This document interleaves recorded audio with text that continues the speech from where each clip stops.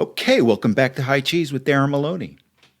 It'll be an exciting year on the Supreme Court, with several high-profile cases being decided sometime in 2022, likely in June.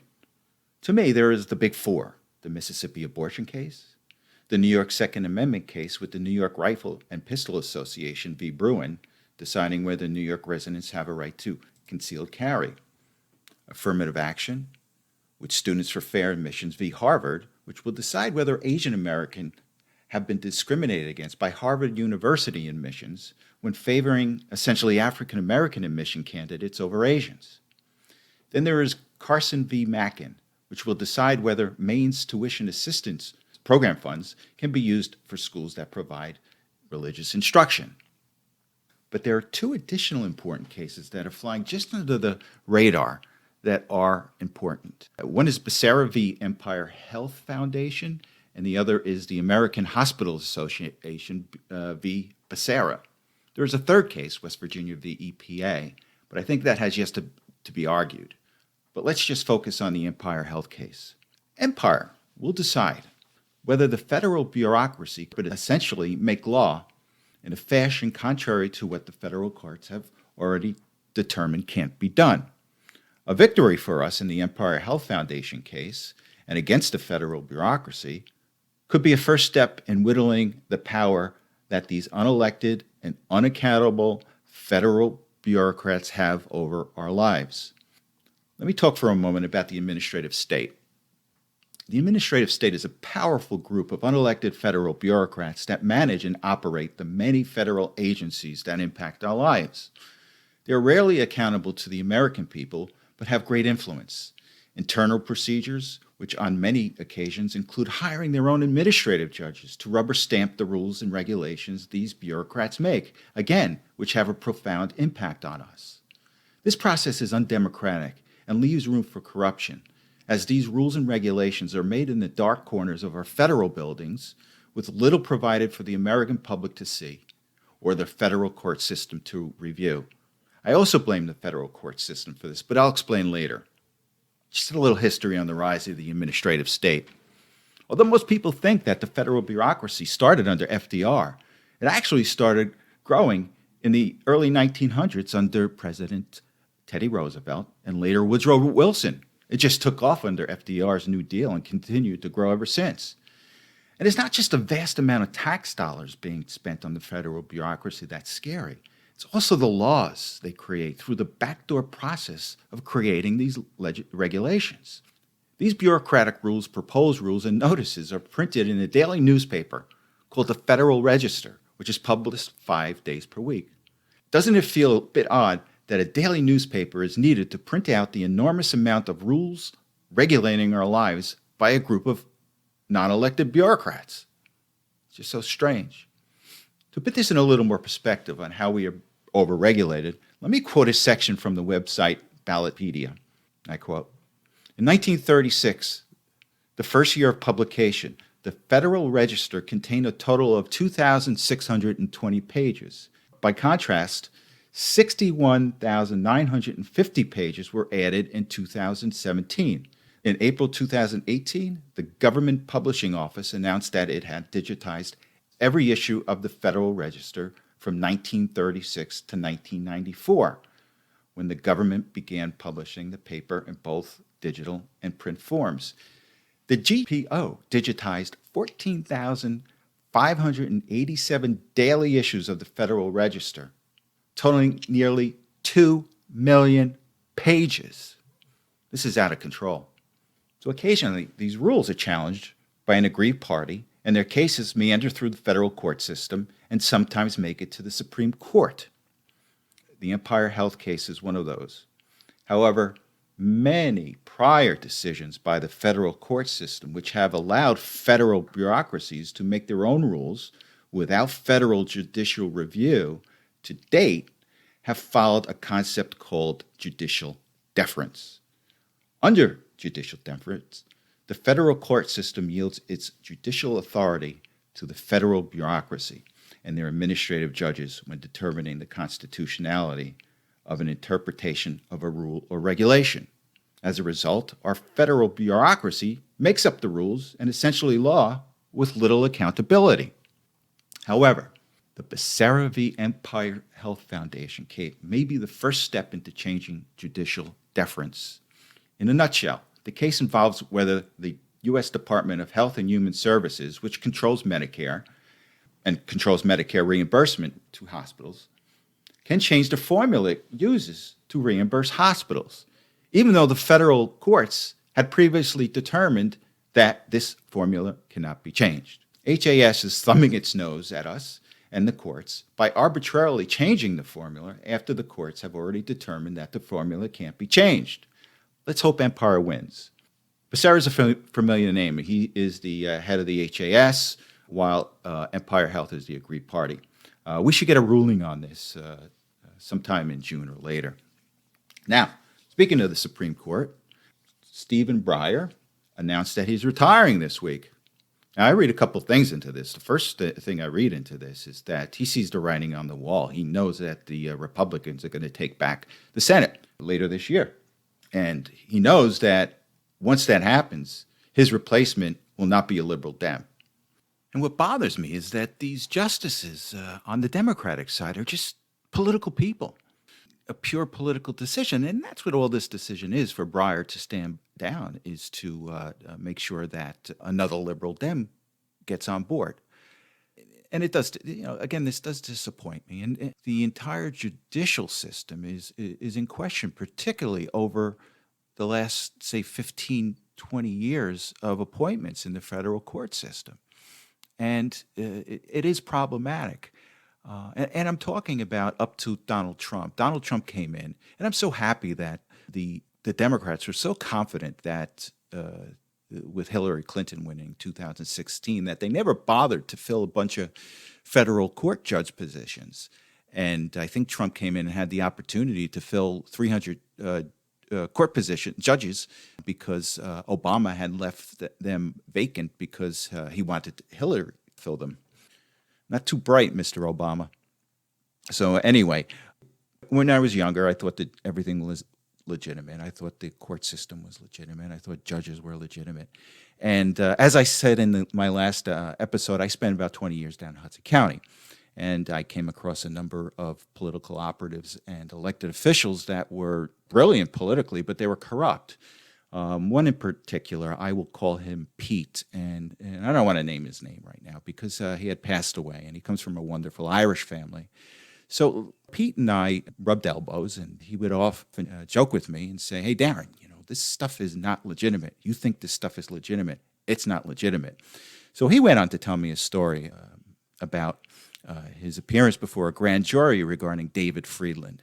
Now, Pete was a close confidant of David Friedland, and I'll get into David Friedland later, but David Friedland essentially was a state senator that was convicted of a crime and went on the lam for a couple of years between his conviction and sentencing. So again, getting back to Pete, Pete was a close advisor, and Pete got hauled into a grand jury regarding David Friedland. And he was telling me sitting there in front of the grand jury, and he's a U.S. attorney, says, "Well, isn't it true, Pete? Isn't it true, Mr. Pete, that nothing happens in Hudson County without the politics involved?" And Pete turned around and looked at him and said, "Hey, pal, how do you think your boss got his job? Because he was a nice guy?" And apparently all hell broke loose, going to hold him in contempt. And, he was telling me that in the grand jury, your attorney is not allowed to be in the room while you're being examined by the U.S. attorney. So his attorney told him later, said, "Oh, I heard all this commotion. I thought, what the hell happened? What were they doing?" And anyway, to make a long story short, much as Pete was, corrupt, he opened the curtains on the judicial system right then and there, and they didn't like it, and they didn't like it at all. But from that point on, I always looked at the judicial system through a different set of glasses. And then later on, my experience dealing with workers' compensation judges and other judges, I just found out that a lot of these judges are there and they have their own political agenda. And I don't think that's right. That's what happened. And, again, it's disappointing. You think that everybody is legit, but they're not. And you think that the people on the Supreme Court are legit. And most of the time, Well, I take that back. A lot of the times they're just, political hacks. It's shameful to say it, but it's terrible. So, and what does Joe Biden do? He says, and he's already committing, I'm going to nominate an African American woman. And I just think that that is a big problem. I think it does two things. One is, well, what's wrong with African American males? Don't they matter? How about Asian Americans? Don't Asian Americans matter? Why don't you look at an Asian American? And this is the problem. It's all about race with the Democrats. And not only that, when you commit yourself to just one group of people, you're casting doubt on whether you're getting the best candidate because you really want to draw from the largest group of people that you can, and you just don't want to limit it to one race. Now, do you think that Clarence Thomas was nominated from a pool of just African Americans? No. And Clarence Thomas is the smartest guy in the Supreme Court. So let me go to a clip. I think it's Fox News, Leo Terrell, then we'll get back to this. And the comment to pick a black female is racist. It's the number one reason why I left the Democratic Party, because 2 years ago, Joe Biden said, if you vote for Trump, you ain't black. The Democrats, the left wing, have divided this country, Sean. You say they play it every election cycle. They're playing it 24/7. And one final point. This is not going to convince black people to vote for Joe Biden and the Democrats. We hate crime. We want crime eliminated. We hate these federal mandates. We want the homeless problem done. We want school choice. That's what black people want. Well, there you have it, Leo. He hit the nail right on the head. For blacks, it's a patronizing decision, and ultimately they don't care. It really is. It's just a patronizing decision for blacks, especially black men. I mean, even if you buy into this whole Democratic thing about the Democrats need to protect black people, or you know what? The black man has been left out, and it's been left out again with this decision. So, Leo, you're right. African Americans, they'll see through this, and what's important are a bunch of other things, and not having an extremely left-wing African American nominated, which I think is going to happen. And unfortunately for the Democrats, this is what everything they do is all about. They're looking for the photo op. Biden's going to nominate an extremely liberal candidate. And they're going to show clips in the election that, oh, look at this Republican. Republicans don't like black people. They don't like black women because they're questioning a black candidate for the Supreme Court, or a black nominee for the Supreme Court. And that's what they're looking to do. And African Americans have been used by the Democratic Party over all these years. And this is just another opportunity to use the African American. And again, I do think African American men are starting to get it. Let me just turn to David Friedland. I had mentioned David Friedland before when I was talking about Pete's excursion into the grand jury. David Friedland was a senator from Jersey City, New Jersey State Senator from Jersey City, 78 to 80, I think. And during that time, he was convicted of essentially he was convicted of taking bribes to facilitate like a $4 or $5 million loan from the Teamsters Pension Fund from, I think it was the New Brunswick local. So anyway, make a long story short, he was convicted. He appealed it. And what he did is during the time of his appeal, what he did is he cut a deal with the feds, and he said, okay, listen, I'll wear a wire. I'll give you as much information on people that I know in order to help you put them in jail. Or if you have any investigations, I'll help you with any investigations. So essentially what he did is he offered his services to the Fed in hopes of getting a lesser sentence. And during that time, two things happened. The first thing is that during the time he was supposed to be working with the feds, he was bribing people, and I think it was members of the same Teamster local where he was looking to facilitate a loan, but he was bribing people to get business for the pension fund. So essentially what he did is he bribed, I don't know the individual that he bribed, but I guess it was a representative of the Teamsters local pension, and he bribed them to put these high-risk investments into the Teamsters pension fund. And I think it was $20 million, and ultimately the pension fund lost $4.5 million on the transaction. And this was all done while he was supposed to be working with the feds. So anyway, apparently his sentencing was coming up, and he went on the lam. He took a trip to the Bahamas, went out apparently in a boat on his scuba dive, and he disappeared. And he became a fugitive. And apparently he was tracked through Paris, I think Africa, several different countries. But he ultimately landed in the Maldives, where he opened up a shop, a scuba shop. And he was caught, and he went to jail. And I think he's still alive today.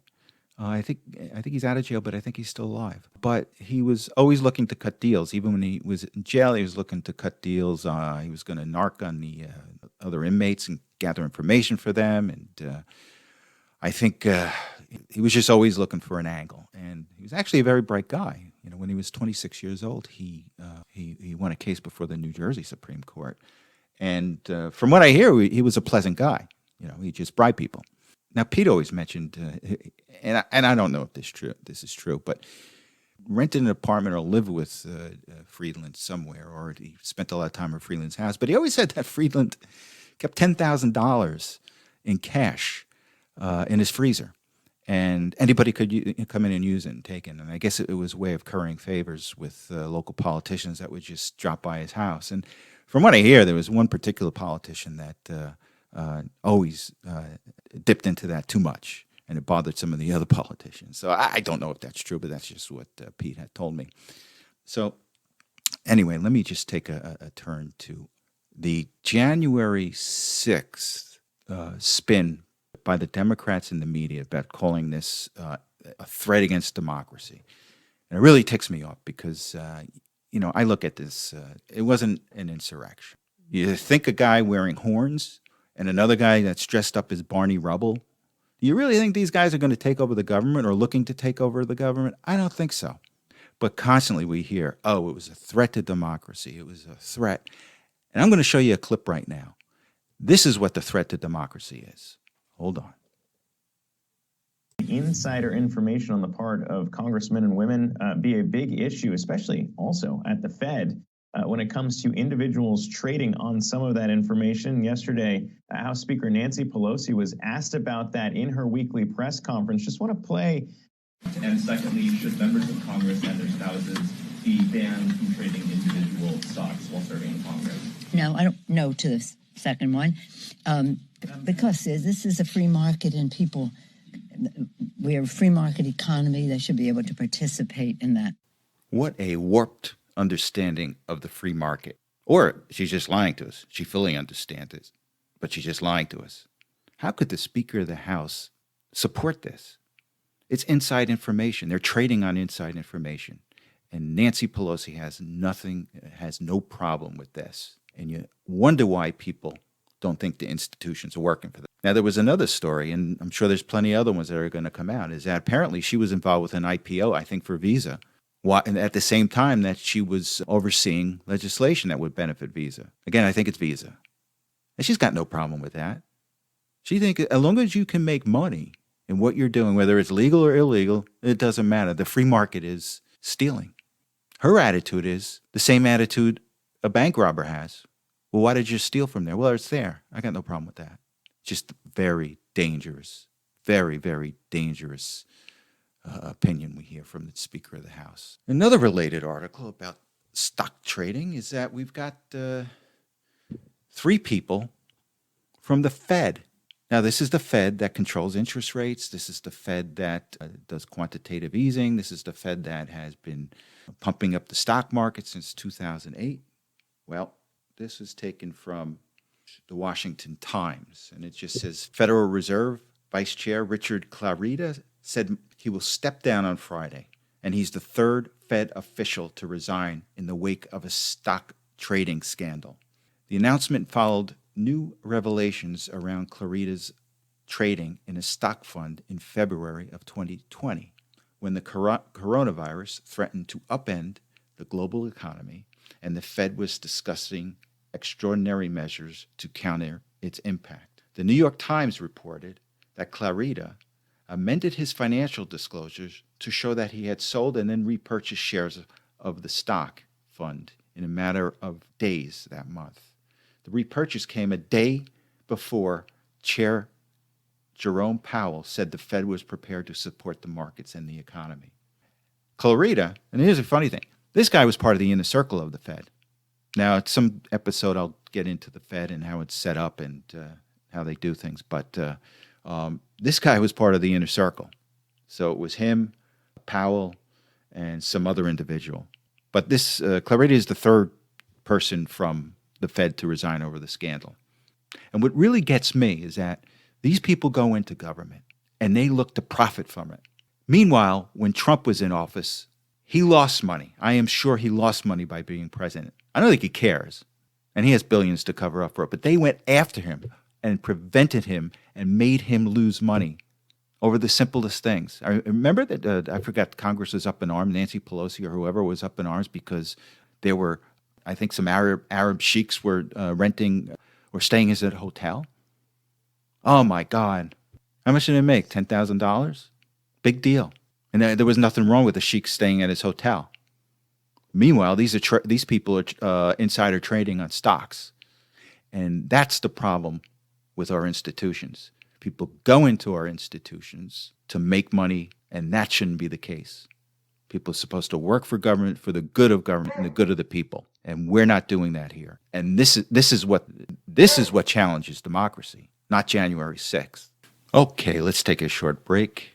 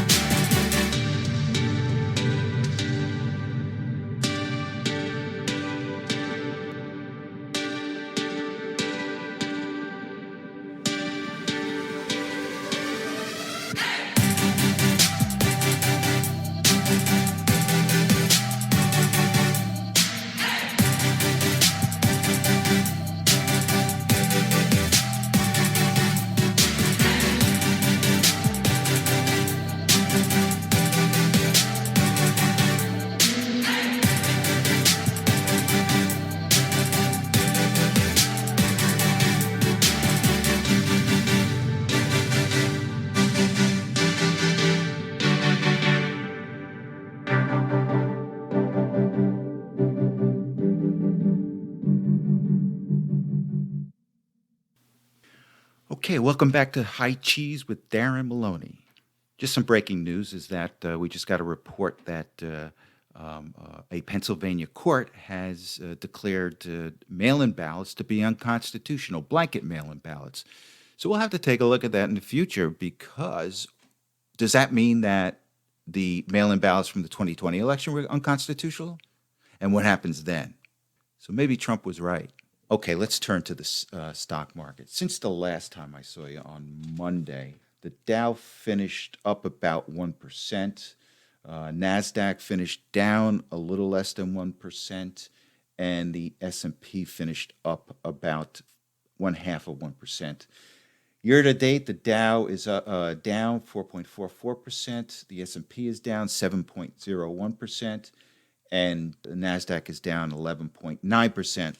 There's a lot of volatility on the market, just a lot of volatility in trading, up 1,000, down 1,000. And, you're going to have to get used to it. This is what this is going to be like. Again, I do believe the trend is going to be downward in stocks, and I think they'll continue to get hit harder. But there'll be some up and down, and we shall see. The big items for the week, though, is the first one was the Fed chairman press conference and the Fed statement. And essentially what they said is that they were going to start raising the federal funds rate starting in March, likely. But he was less clear with how he was going to handle quantitative easing and tapering. Now, what quantitative easing is to keep interest rates low in the long term over the years. The Fed has purchased treasuries and mortgage-backed mortgages. And what that does is because of supply and demand, you create more demand, and you raise the price up of bonds, and there's an inverse relationship between bonds and yields. So yields go down. And this has been going on, I think, since 2008. And, the Fed ramped it up over the past year. But we're at the point now, I think the Fed owns more than $8 trillion of treasuries and mortgages and bills. So they're going to have to figure out how to stop the purchase so interest rates can rise. And they just weren't clear on how that was going to be done. And I'm not sure if the market took kindly to it, but at this point, it's just the market is just volatile as hell. Up 1,000, down 1,000. Expect more of it. I think you should expect more this for the entire year. And there's a lot of experts out there, and I do believe that the markets are going to continue to go down. The question is how far down will the markets go until we hit a bottom? Some people say 20%. Some people say 30%. I'm somewhere in the 20%. And again, we're talking about 20% off the highs. So we shall see, and we shall. Okay, let's take a look at crypto. Crypto finished up today, which a nice reprieve. And right now, I just think that crypto is going to continue to get beat up. There'll be some good days, but for the foreseeable future, I just don't think that crypto is going anywhere. I'm not buying any right now. I don't intend to buy any right now, but I do own some. Oh, before I forget, is that the other surprise was with the GDP. Most people expected GDP to come in at 5.5%, but it really came in hot at 6.9. The funny thing is, one thing I just want to talk about that, again, it bothers me is that the headlines that these websites have just pump up stock all the time. They just want to pump up stock all the time. And I don't think that's good. Let me just give you an example. Boeing had atrocious earnings this week. I think it was expected that they were going to lose 42 cents per share. However, it came in that they lost $7.69, $7.69 per share. Yet the headline, it says, Boeing takes $3.5 billion charge on the 787 Dreamliner, but generates positive cash flow. Well, where the heck is the earnings disaster that they had this quarter? See, again, it's just a bias that they have. I just think a lot of these CNBCs and Bloombergs are just out there. They keep pumping up stocks, pump. And again, I don't think it's healthy. And this is a good example of it. Now, the headline changed later for whatever reason. But when somebody comes out with earnings that fall so far short of expectations, you're not going to write about its cash flow. Okay, let me switch to Russia. What happened this week with Russia is that the United States and NATO responded to what Russia wanted. And they essentially said, well, you're not going to get anything. So here we are. And with that said, I heard this comment about the Nord Stream 2 pipeline going from Russia to Germany. And they said, well, we'll just, U.S., said that, we'll just shut it down, or, we just won't proceed with it. And I'm not quite sure that Putin's going to be too worried about that, in the sense that, one, is that he may take an attitude, yeah, go, good, freeze for the winter. Or if you're going to buy any type of natural gas or oil, it's going to be at super inflated prices.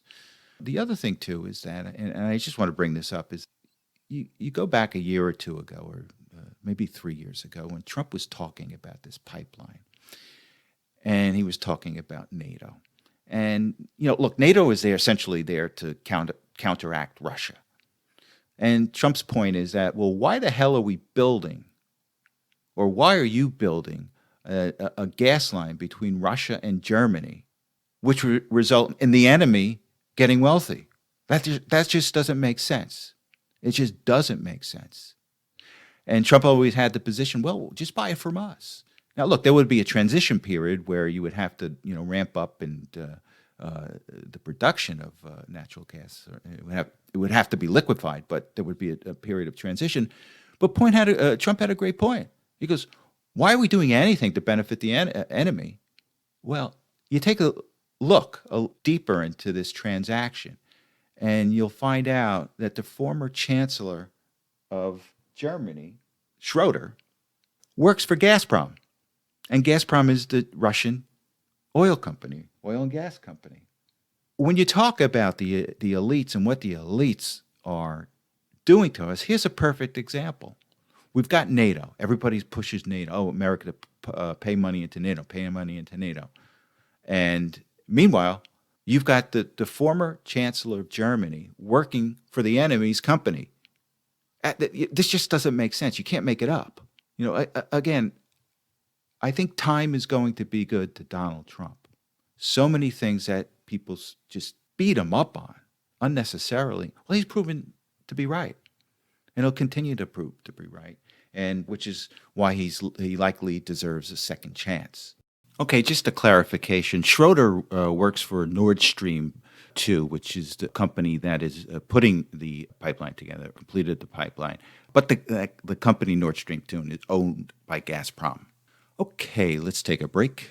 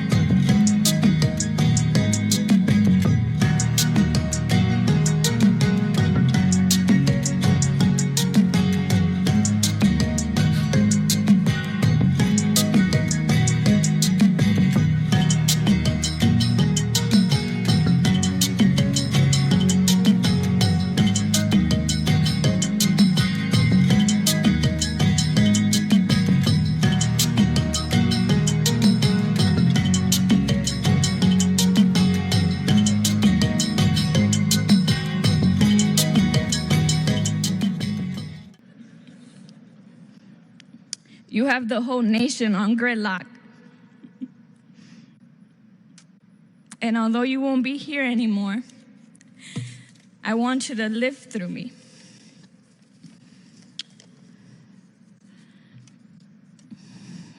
The system continues to fail us. We are not safe anymore. Not even the members of the service. I know you were tired of these laws, especially the ones from the new DA. I hope he's watching you speak through me right now.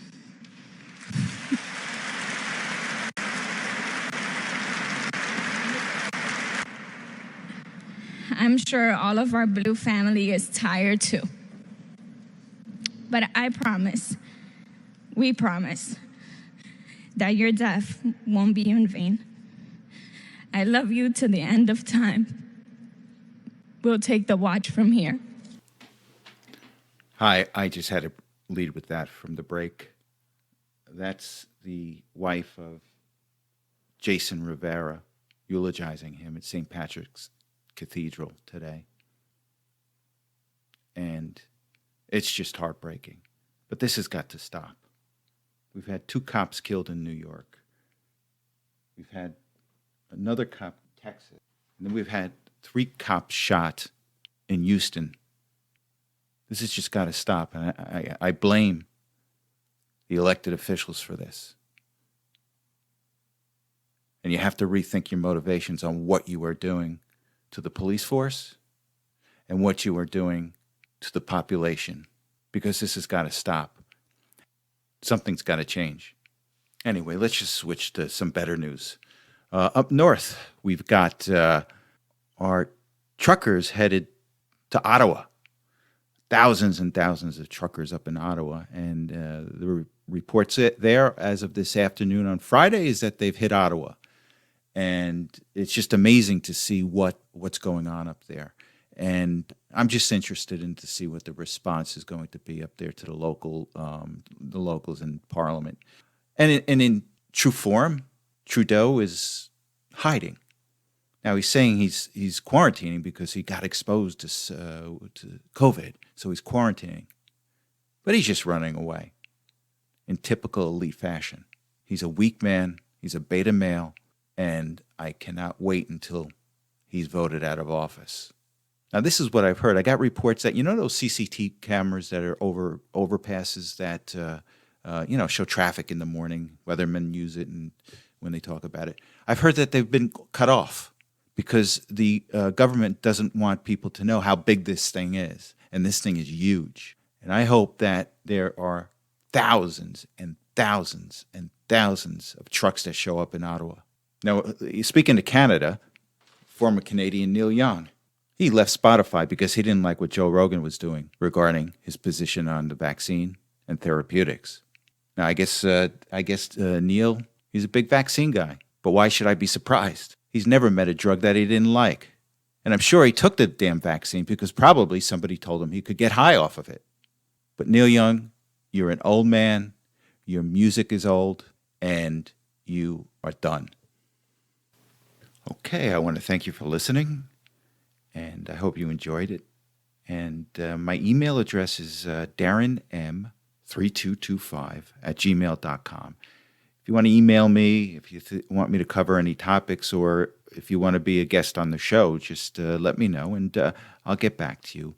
And I should have another drop early next week and another one later next week. So I hope everybody enjoys the weekend, and I shall see you soon. Thank you again.